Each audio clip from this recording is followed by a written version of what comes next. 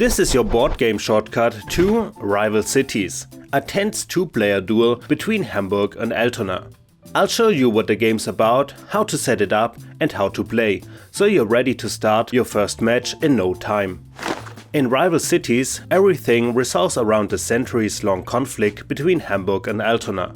Each player takes control of one of the two cities and tries to outdo their rival through growing production, profitable trade, clever use of ships, smart alliances and tactically managed lawsuits.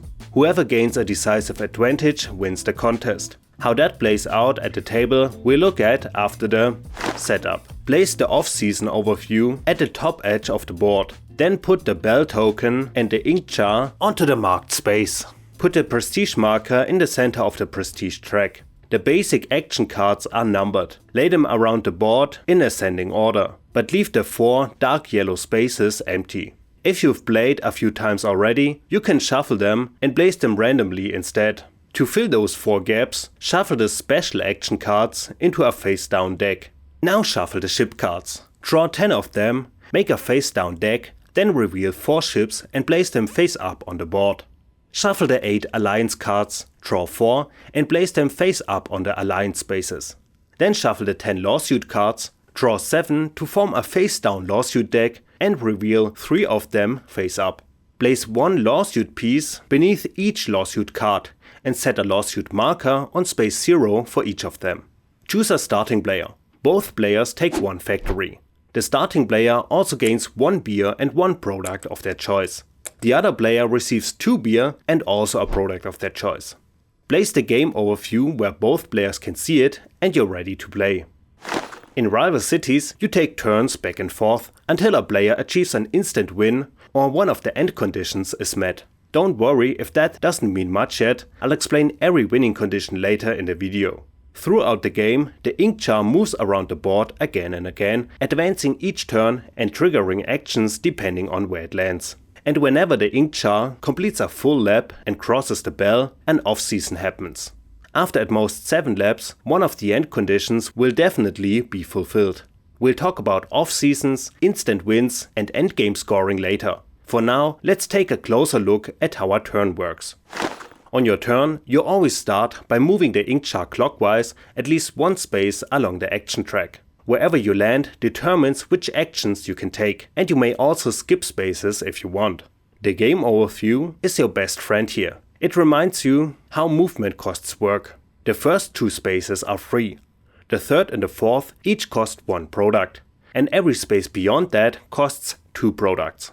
Why would you even skip action spaces? Sometimes you may simply not need or want the next action, but skipping can also be tactical. By jumping ahead, you might deny your rival an action they were waiting for. Once you've chosen an action space, you decide how to act. The obvious choice is to use the action card at that space. We'll go through the symbols and effects in detail shortly. Instead of the basic action, you may play a special action card from your hand. You gain these by landing the ink jar on a dark yellow special action space. You don't play that card immediately, you take it into your hand for later. And later, you may use it instead of the regular action. Used special cards go to the discard pile. The third option is to do both the regular action and special actions from your hand. To do this, you pay 1 letter, then resolve both cards in any order you like. The game overview reminds you of this as well. That's the basics. Now let's walk through all the different actions you'll find on the action cards. There are many different action cards, but once you understand the basic symbols, you'll see that most of them are simply variations of the same ideas. On cards like these, you choose one of the actions shown. And remember, you're never forced to take an action if you don't want to. Some actions are very straightforward, while others need a little more explanation. Let's start with the easy ones. A lot of actions in this game revolve around products and trading with them. If a specific product is shown on the card like this, simply take that product from the supply. This symbol means you may take 1 or here 2 products of your choice. You'll often also spend products to gain something else. Here, for example, you swap 1 product for another product of your choice. Or here, you pay 1 leather to gain a star token. The symbol in the middle tells you how many times you may repeat the exchange. And this will also matter later when we look at lawsuits. In this case, you could spend a second letter to gain another star token. This symbol means you gain a letter. Letters are sometimes required as a cost, but you can also use them at any time to trade. Pay one letter and one product to receive any product you want instead. And this symbol refers to special action cards. When it appears as an action, it means you may draw one special action card from the deck into your hand. Whenever you see the factory symbol with a green arrow, you may take one factory from the supply. Factories are essential for production actions.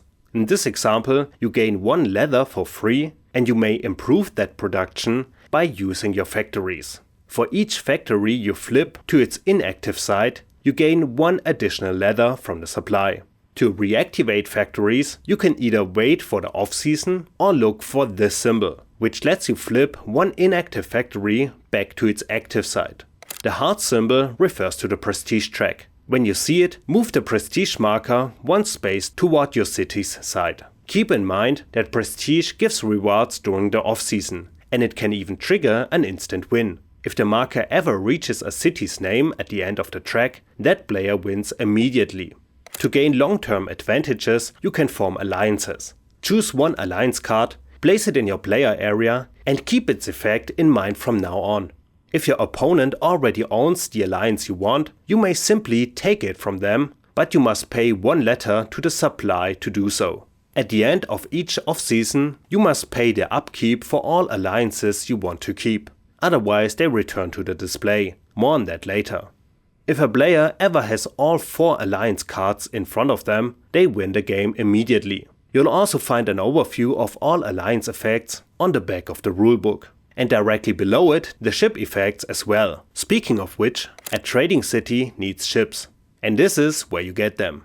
The cost is shown in the top left corner of each ship card and must be paid immediately. Then place the ship in your play area so your opponent can always see how many ships you have. A purchased ship may give you a permanent effect, an immediate bonus, or additional scoring potential at the end of the game. Your fleet can also win you the game outright. If you ever have 3 more ships than your opponent, you win instantly. Now we come to the final type of actions, lawsuits. With this action, you advance one of the face-up lawsuits on the board. What you are really trying to do is move the lawsuit marker toward your own city. At the top of each lawsuit card, you see the legal costs. If you pay them, you gain a bonus such as products or prestige, and more importantly, you gain influence in that lawsuit. Meaning you move the lawsuit marker one space toward your side. Then this part becomes relevant, which is determined by the combination of lawsuit card and lawsuit space. It tells you how many more times you may pay the costs right now to push the marker even further toward your city. For example, the lawsuit on the right could be advanced up to 2 additional steps, as long as you pay the required costs.